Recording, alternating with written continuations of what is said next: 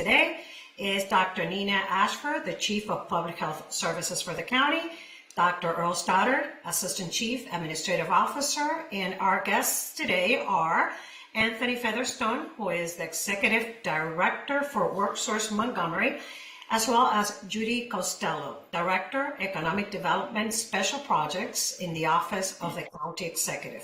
Thank you, everybody, for joining us. Good afternoon, Mr. County Executive. Take it from here. Yeah, good afternoon, everybody. Thanks for joining us again this week. After delays in reporting of unemployment data due to federal shutdown, we still await data from the Bureau of Labor Statistics on the latest unemployment figures for the county.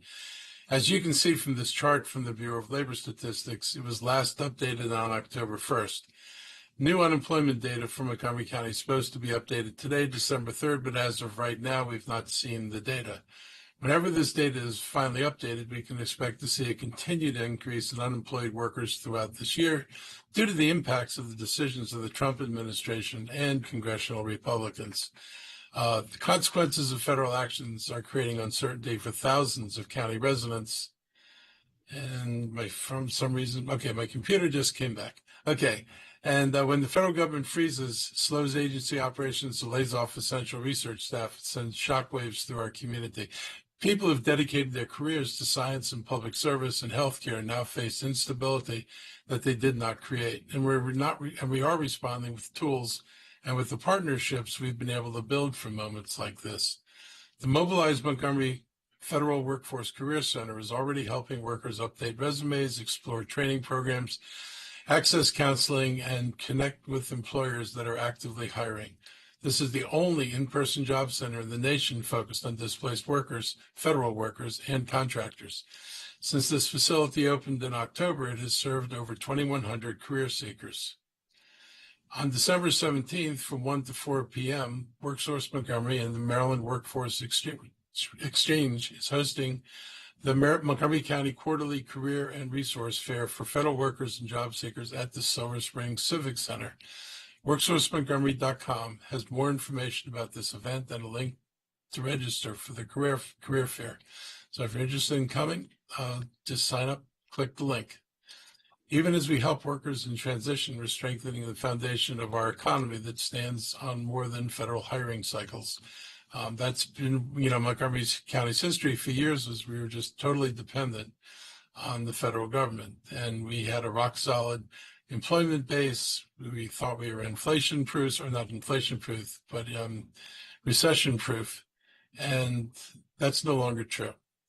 And we've been working to not pivot away from the federal government, but to add to the number of things we do in Montgomery County to make us more appealing to people who have, business other than with the federal government. And we've done a lot of work on that. We're going to continue to do it. Even as we help workers in transition, we are strengthening the foundation of our economy. And Montgomery County delivered meaningful progress this year with some key economic development wins. Viva White Oak is moving forward after years of delay. This project has been talked about for pretty much 2 decades with WCB Real Estate as the development partner and the county proposing its first use of a tax increment financing tool to support essential roads and utilities. We're finally turning a long-promised project into reality. When built out, Viva White Oak will bring nearly 9,000 permanent jobs and more than $60 million in new annual revenue. In North Bethesda, Hines has been selected as the master developer of the 14-acre site next to the metro station, which will become the permanent home of the University of Maryland Institute for Health Computing and the UMIHC. That's its cute little acronym. Already has more than 100 people working in the temporary space and fills a major gap in our region's life sciences ecosystem. It's already partnering with some of the major drug companies in Montgomery County, including AstraZeneca, which is what the IHC was created. It's a little bit different than the traditional university program, just for nerdy people who might be interested. Instead of bringing over an academic research institution that's kind of internally focused on the research being done by the academicians, it's actually focused on providing the talent and support of the folks who are already working with AI in life sciences and to bring that to bear and to help existing companies in Montgomery County and elsewhere. So it's really designed as a service delivery augmentation for the industries we have in Montgomery County, not simply a research facility. And I think it might be helpful for some people to know what exactly its intention is. Private industry is also making long-term commitments, and last month AstraZeneca announced a $2 billion expansion in Maryland, including a new clinical manufacturing facility in Gaithersburg that's going to create 100 new jobs, retain 400 jobs, and support 1,000 construction jobs for the period of construction, of course. This is in addition to their new $300 million cell therapy manufacturing facility that opened earlier this year in Rockville. Companies are also choosing Montgomery County for major expansions and relocations, including AeroVironment in Germantown, Liatris and its thermal insulation operations in Rockville, and X-Energy's headquarters moving to Gaithersburg, and Bernstein Management Corporation relocation to Bethesda. A little bit more, particularly about Liatris. Liatris is really interesting. They have an insulation which can achieve an R10 value in 1 inch.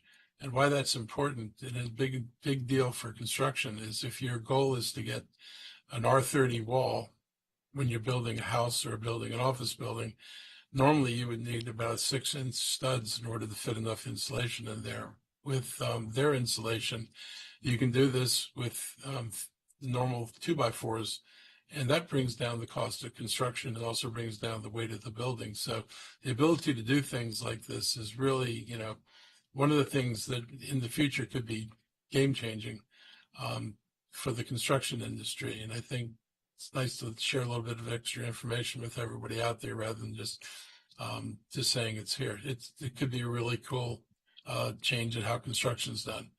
At the same time, we've strengthened our support for local businesses in several ways. Our business center team met with over 1,200 companies across the county and has provided more than 9,000 hours in extensive hands-on assistance for small businesses and entrepreneurs. This is something we recreated when I came into office because our economic development platform at the county level had been pretty much dismantled. And we had the Economic Development Corporation, which wasn't really focused on local businesses. And I had wanted to bring back a focus on local businesses so we could help them as well. And so this is one of the results of that. We also deployed $4 million in Economic Development Fund expenditures during calendar year 2025 to support expansion and job creation. Finance has deployed $1 million in MOVE grants, job creation grants, and other business expansion incentives. And we announced nearly $7.5 million in commercialization awards to help small business owners bring their innovations to market. And we're launching a new AI Innovation Center, expanding programming at our 3 existing county innovation centers and strengthening support for technology entrepreneurs countywide. Our international outreach also continues to gain traction. We welcome delegations from around the world this year and met with companies at the Bio International and Select USA conferences. More international firms are considering Montgomery County than ever before. 9 companies already are now part of our innovation centers through the Maryland Global Gateway Program. And just this week, I met with representatives from our sister city, Daejeon, South Korea, who established trade outreach offices here in Rockville and also in Seattle. After they evaluated markets on both coasts, they just announced this week that while they will still work with partners in Seattle, their primary office will now be here in Montgomery County due to the many opportunities they have found here for collaboration and business growth. Daejeon, like many of our other international jurisdiction and business partners, are very attracted to our proximity to the nation's capital, the diversity of our population, and the quality of our public education system. I look forward to more opportunities coming from our international economic missions and outreach in 2026. So right now, we'd like to invite some important leaders when it comes to adding jobs to the county. Judy Costello is the director of our Economic Development Special Projects Unit, and she's been with me every one of the international trips we've been on. And Anthony Featherstone is the director of WorkSource Montgomery, is here to talk about efforts to get people back in the job market. And thank you both for joining us. Thank you, Mr. County Executive. So for those of you who don't know me, I'm Judy Costello. I've worked in economic development and supporting entrepreneurs in the region for a number of decades, and I've had the privilege of working in this office, in the Office of the County Executive, with many innovators, large and small, for the past several years. So the County Executive already shared a lot of facts. Happy to answer questions offline or hear about them, a lot of the numbers, but I think one of the important themes, given the economic times that we have, is a real effort by our county government to diversify the industry and make sure that we have more opportunities for displaced federal workers and anybody else who is seeking new job growth.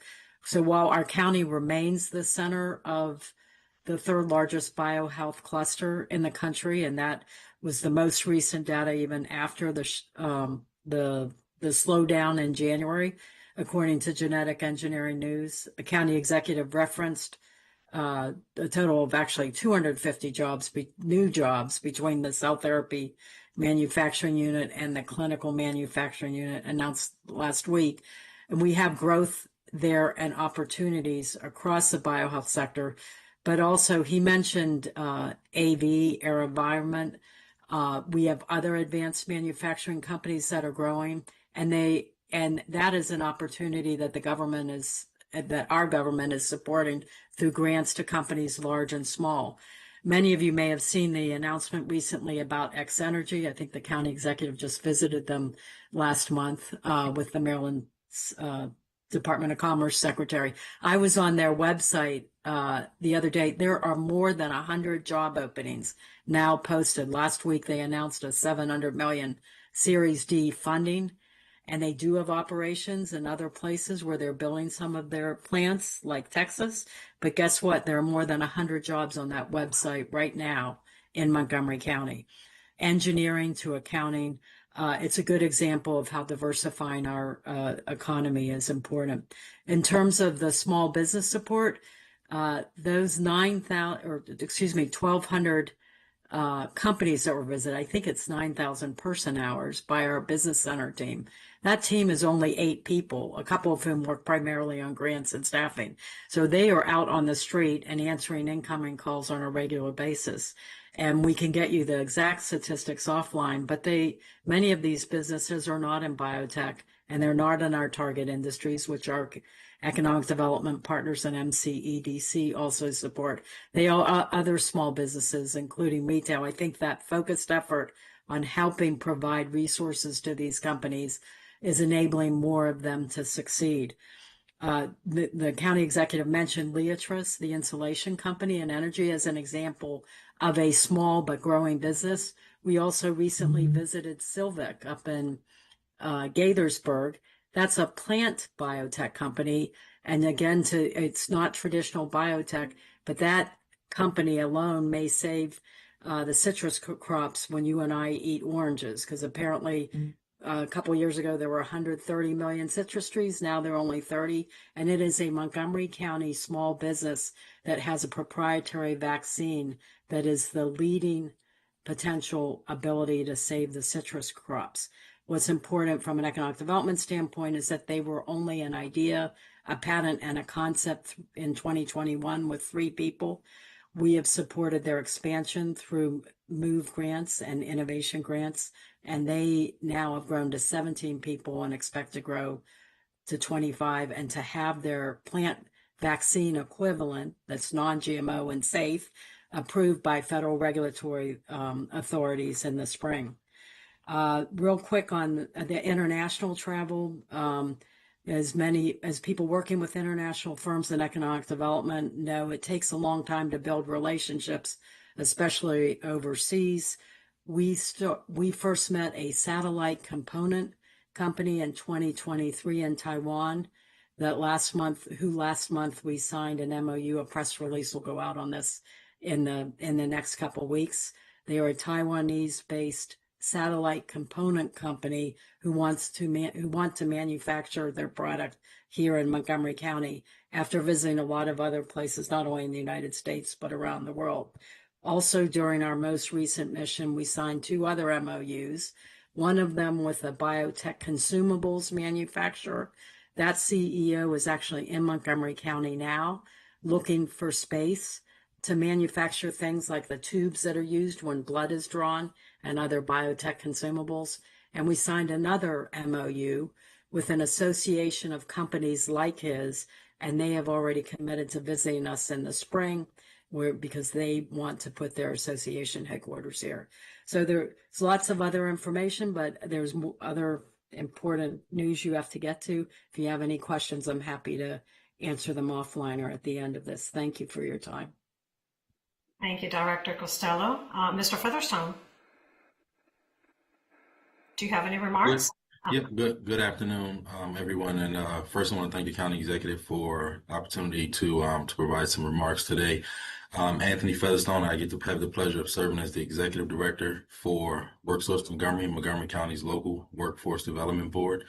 Our role is to make sure that the companies that are here, that were mentioned, companies that are expanding, companies that are coming to Montgomery County, have the talent pool to thrive here in Montgomery County. And so, as mentioned, with what's happening at the federal level and the federal workers and federal contractors who are, back into job search mode, we've really sprung into action as a county, as a collective through Mobilize Montgomery over the past few months. And so, for those who don't know, Mobilize Montgomery is a coalition led by county government, economic development, workforce development, local chambers, and community organizations. And so the Federal Workforce Career Center was opened in October of this year through the Mobilize Montgomery Coalition. And as was mentioned, we've served well over 2,000 residents since our opening. So we've been really busy. During the first couple months, we've had the pleasure of also partnering with many government agencies and elected officials, as well as many of our local businesses in our employer community, from private companies like Lockheed Martin to Montgomery County government, Montgomery County public schools, and so forth, to make sure that our federal workers know and have access to the opportunity here in Montgomery County and in the region. When federal workers come to our center, they can expect a concierge approach. The crux of what we do is provide career coaching. And so we want to make sure that everyone has the virtual or in-person assistance to figure out how their skills translate into private sector, state government, or local government. So they're live career coaches and electronic or automated tools to help you figure out your next step. A lot of career professional skills training happening. Focus a lot on storytelling. As you try to figure out how your skills translate, we want you to be able to wrap that up into a good elevator pitch or great concise responses when it comes to your interviewing. Resume development and resume support, and helping residents figure out what their job search strategy is based on what they've done and what they want to do next. We're also providing a lot of entrepreneurship support. We have a entrepreneurship cohort coming up in partnership with the Montgomery County Black Collective on December 17th. And so if you want to know more about that program, you can reach out to us.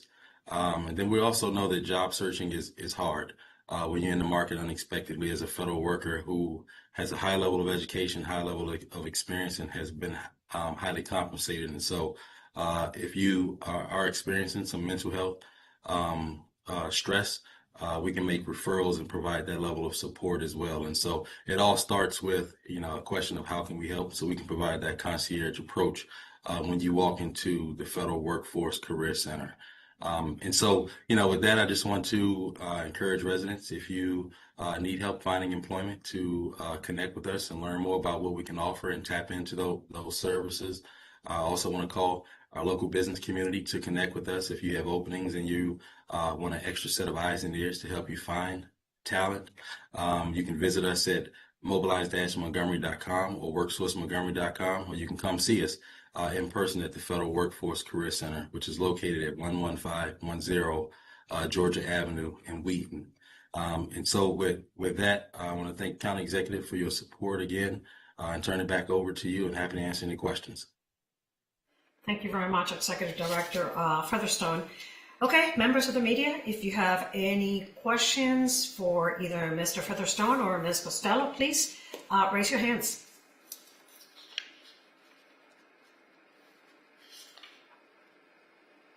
Any questions regarding these topics for our guests? I see Cioli Hackleby. She's from Bethesda today. Good afternoon. Thank you. Go ahead. I just wanted to double check. I just looked at the Bureau of Labor Statistics website, and it looks like the state employment and unemployment data, which I think is what we're talking about here, what we were expecting today, is now scheduled to be released December 11th. So I'm just wondering, once that... We lost your audio. So sorry. I was just asking, once the data is released, does the county executive plan to, discuss that in more detail once we have it in hand? I think we'll discuss it in as much detail as we can. I mean, I think that the most important things, I think we know where most of the unemployment is going to come from.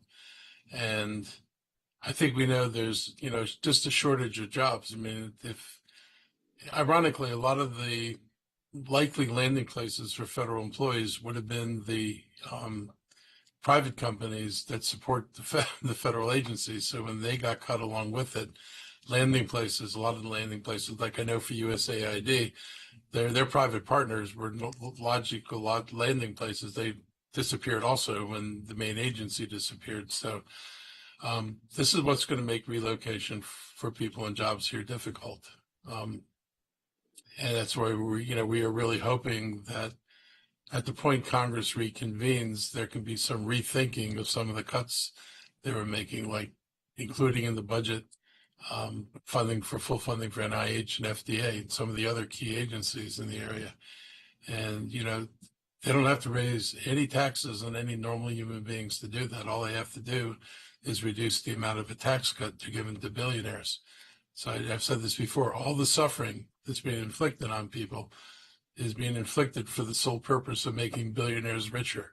One group of people that I usually don't think about needing government help to help increase their incomes. But that's the game in Washington right now. And so if people are wondering what's happening and why we're seeing these losses, it's because apparently other people need more money than you do. That's a problem. Thank you. Do you have any follow-up questions? I guess not. Thank you.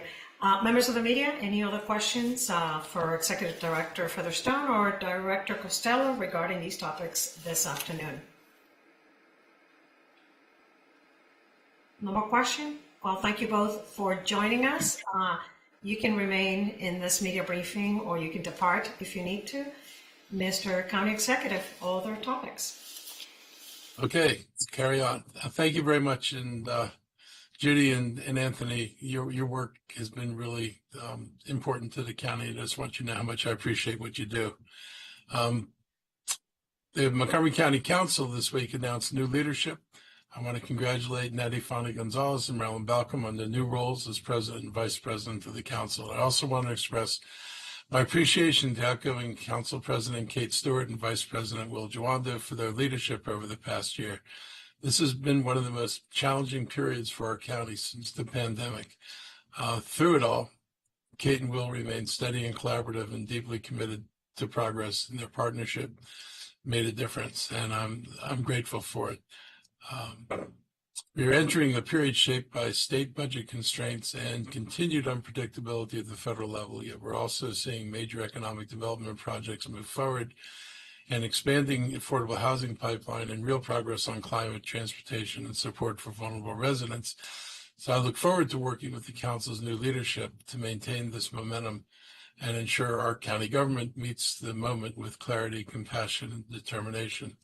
I want to give people an idea of some of the really crazy stuff we're dealing with out of Washington. And I know there's so much, it's hard to pick, what I think is really worth highlighting, but I think this was really alarming to me. Our housing providers were talking about a change in the law that if, for example, you had a homeless shelter and you have somebody in there who had done fentanyl and had done an overdose and you gave them Narcan, then either that person or the shelter could be prosecuted for aiding addiction or something along those lines. I mean, it is insane to tell you you're going to prosecute somebody for saving someone's life with Narcan as if you're just supposed to sit back and watch them die. I'm not kind of sure what kind of moral monsters are running the administration, but the idea that you would accept death as a reasonable outcome for somebody who has an overdose that you could stop from dying is just baffling me. And I hope it baffles people who are listening to this because, you know, in all the headlines, and I know people don't have the energy to read everything that's happening. It's like a flood of insanity streaming to us on a regular daily basis. But people need to understand the depths to which the president and his friends are willing to go in order to make life better for billionaires. I mean, it comes down to that. No matter how you slice this, all this stuff is fundable. None of this stuff would have required additional taxes. We could have gone on as we were. Only the necessity to cut billionaire taxes, that's what's driving this. And it's upsetting. I mean, it's just mind-boggling, actually. Meanwhile, you may have caught an important message from Montgomery County Chief of Police this week highlighting how MCPD officers identify themselves. There's been an understandable concern in recent weeks about federal enforcement actions happening around the region. Some federal agencies are using unmarked vehicles. People wear masks. They don't wear any identification. They don't have uniforms that identify who they represent. And they're grabbing people, saying they're arresting people and taking them away.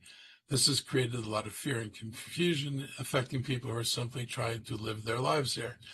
I will note that the overwhelming majority of people that they've taken in so far have nothing to do with criminal activity. They're just regular immigrants trying to get by and make their place in America. Also, they pay taxes. The president doesn't like to acknowledge that, but they often pay taxes, particularly, you know, when they've got a regular job in a regular restaurant, working in the, you know, above the board economy. Those folks pay taxes, and they're largely ineligible for the benefits that those taxes pay for. So, you know, these aren't people on a free ride. These people who are paying and not even getting the benefits for what they pay for. Just like to emphasize that a little bit. But what we don't want to do is add any fear to our community. So our officers are always identifiable. Their badges say police officer or police detective, followed by the words Montgomery County, Maryland. Their vests and jackets now display the words Montgomery County Police on the front and on the back. And every officer wears a name tag with their last name and an identification number. Those standards do not change. MCPD is proactively working to ensure residents understand exactly how to recognize Montgomery County officer, no matter the assignment or the uniform style. The reason for this transparency is pretty simple. Trust matters. People need to know who's approaching them, who's knocking on their door, and who is exercising authority in their community.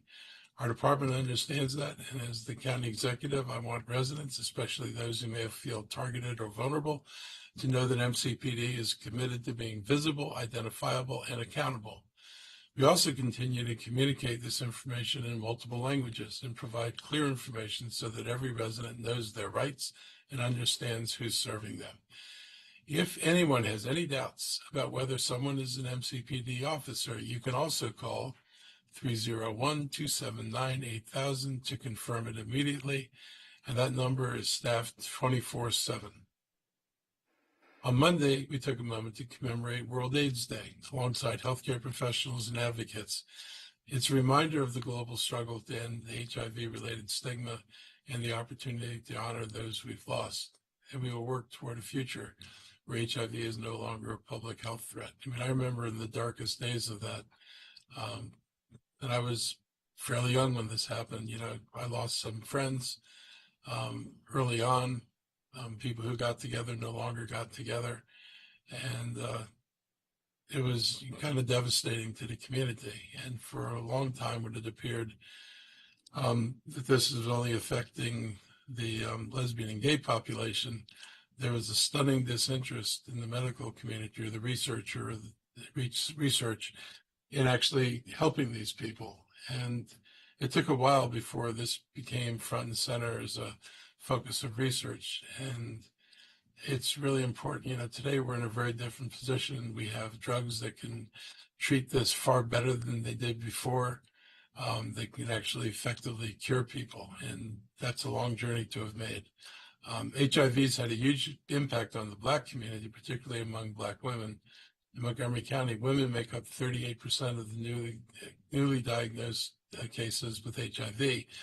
81% of all women living with HIV in our county are Black.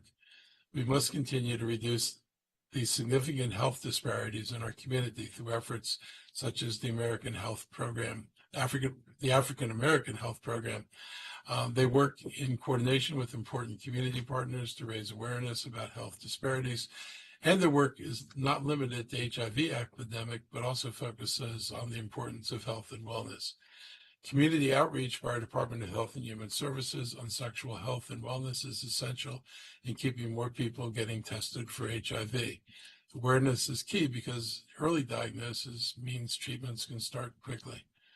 It's hard to imagine how the fight against AIDS would have progressed without the work done through the National Institutes of Health, based here in Bethesda. For too long, our LGBTQ community, as I said, struggled with AIDS being taken seriously. But with the heroic work done by scientists and researchers in Montgomery County and throughout the world, many more lives would have been lost. It really made a difference. Our scientific institutions have the opportunity to make that kind of impact. Let's continue to support them as they fight against the funding cuts so they can preserve their mission to help save lives. More resources about HIV/AIDS, as well as other sexual information, is available on montgomerycountymd.gov/HHS. And finally, every year we make sure that Rosa Parks is not forgotten. She was a courageous American who changed the course of our country by refusing to surrender her seat on a Montgomery, Alabama bus 70 years ago this week on December 1st, 1955. Her quiet strength sparked the Montgomery bus boycott led by the Reverend Dr. Martin Luther King Jr., and it set in motion a movement that reshaped our understanding of justice and equality. The boycott lasted more than a year. Families who relied on bus transportation to get to work, to school, and to their lives, to live their lives, sacrificed greatly. Rosa Parks lost her job and endured harassment, but she stood firm. Her dignity became a national symbol of the fight against segregation. Her story reminds us of why transportation equity is a civil right. It underscores the responsibility transit agencies have to serve everyone fairly. That's an important thing to remember in a county as diverse as ours. It remains important today to remove the barriers that hold people back. The commitment guides our work. We put everything under a microscope to look at our policies, procedures, and budget considerations and make sure that it treats all residents as equals. We eliminated ride-on bus fares this fiscal year to make sure the ability to pay is never a barrier to mobility. We continue programs that ensure seniors, people with disabilities, county youth can ride on more Metro buses within the county for free using the specialized Smart Trip card and youth cruiser cards, which are available at schools and county libraries. Throughout December, MCDOT will honor Rosa Parks' legacy by placing commemorative interior cards on the inside of our nearly 400 ride-on buses. It's a reminder to every rider of the courage it took to demand fairness and of the work we must continue today. I was proud to stand alongside Councilmember Lori Ann Sales, Will Juando, other council members, and transportation leaders in honoring Rosa Parks Day with a proclamation. Anyone can learn more about Rosa Parks and explore the importance of transit equity in Montgomery County by going to montgomerycountymd.gov/DOT. So before we open up for questions, I'll give my staff an opportunity to provide any other updates they want to share, and I'll start with my health team. All right. Thank you so much, Mr. County Executive. 'Tis the season for holiday cheer, which means also 'tis the season for extreme cold. We just wanted to take a moment and remind folks that Montgomery County Department of Health and Human Services, in collaboration with a number of our community-based providers, are providing services for residents that are concerned about the well-being of an unhoused individual or maybe unhoused yourself. You can call our 24-hour homeless resource line at 240-907-2683. 8. Individuals that need daytime warming centers can contact that line. Individuals that might find themselves in need of emergency shelter can call our crisis center at 240-777-4000, or you can show up at 1301 Picard Drive in Rockville. That's all I have. Thank you. Thank you, Dr. Ashford. Dr. Stoddard, do you have any statements this afternoon? I guess not. Okay, members of the media, any questions for the county executive and or the team this afternoon, please raise your hands.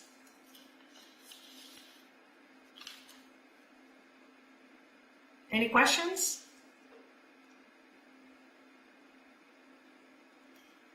I guess we don't have any questions, Mr. County Executive. All right. Thank you for joining us, everyone. Have a great afternoon. Stay safe, and we'll see you next time. Bye-bye.